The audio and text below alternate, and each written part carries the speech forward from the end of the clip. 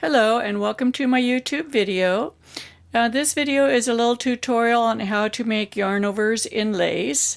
We're going to talk about how to create a yarn over between a knit and a purl, between a purl and a knit, and between a knit and a knit.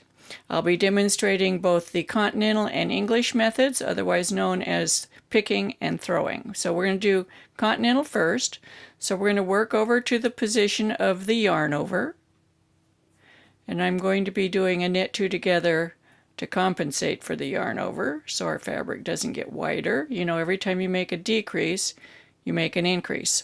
So now we have a knit followed by a purl, and we're going to make another purl right above this one. So when you make that type of yarn over, you take the yarn over the top of the right needle, around to the front of the work, and you purl. And you can see that that yarn is going more than 360 degrees around the needle. So this type of yarn overs tend to be larger. So I pull it a little bit tighter to compensate. Now we've made a purl stitch. Our next stitch is going to be a knit stitch, or we're going to make a decrease, but we're going from the front of the fabric where we made the last purl. Let's make this a little bit bigger. We're on the front because we made a purl, and our yarn over is going to go over to the back to make a knit. And you can see that it doesn't even go 360 degrees. So when you make a yarn over after a purl and before a knit, the yarn over is going to be very short or small. It'll make a small hole. I'm just making an SSK here to balance my pattern, but I'm still knitting.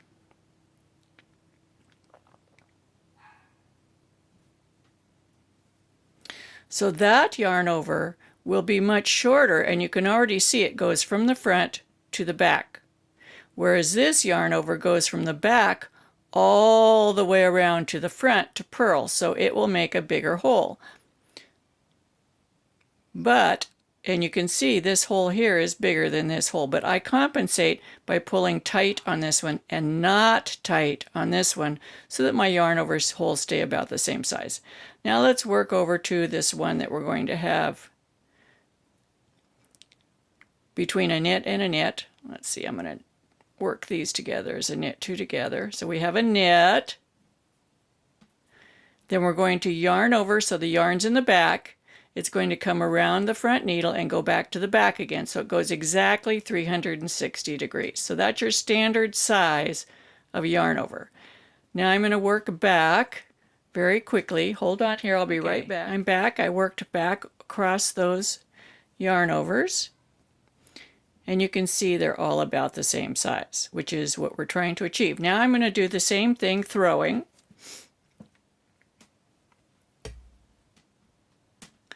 So I'm going to work to the place of the first yarn over, which is going to be between a knit and a purl. And for throwers or English knitters, this is where it does get a little bit confusing because it looks quite a bit different when you have the yarn in your right hand versus the left hand. So we have the yarn in the back because we just made a knit. We're going to bring the yarn under the right needle over the top, and then we have to bring it around to the front to purl. So you can see that went quite a ways around the needle. And so we want that to be tight. I'm just tightening it up.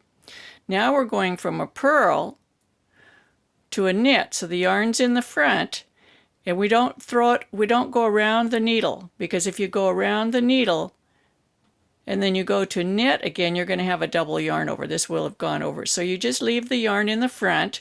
You do not move it to the back where you're going to work a knit. That would be normally how you would do a knit. But if you're going to make a yarn over, you leave it in the front. This is a SSK, but it's like a knit, the same thing.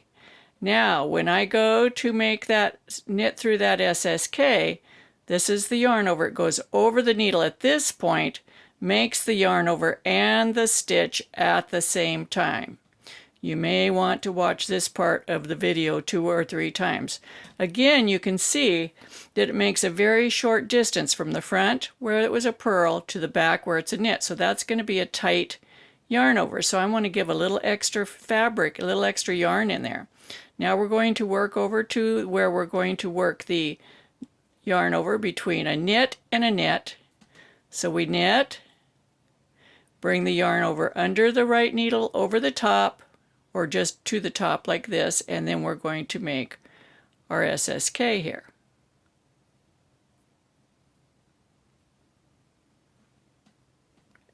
And that creates the yarn over, whoops, the yarn over and the SSK. There's our yarn over. And I'm going to work back again so we can see what these look like. Hold on. Okay, so here we have our yarn overs. These are between a knit and a knit, and that's going to be your standard size. That's what you want all your yarn over sizes to be. Over here, we have between a knit and a purl, which makes the big yarn over, and between a purl and a knit, it makes a smaller one. And even though I tried to compensate, you can still see there's a size variation. So you just have to be really careful with those. Otherwise, you'll end up with a column of small eyelets and a column of big eyelets. I hope you enjoy my educational videos. This is in conjunction with a tutorial that I'm doing on lace that you can find on Ravelry. There'll be a link down in the descriptions. I also have a group on Facebook, Knitting with Suzanne Bryan, that feel free to join that, as well as my group on Ravelry that's called Knitting with Suzanne Bryan. I hope you hit the thumbs up down there and share my video with all your friends. You can share it on Facebook, Pinterest, Ravelry, any other social media, and come back and watch some more. And subscribe too. Take care. Happy knitting.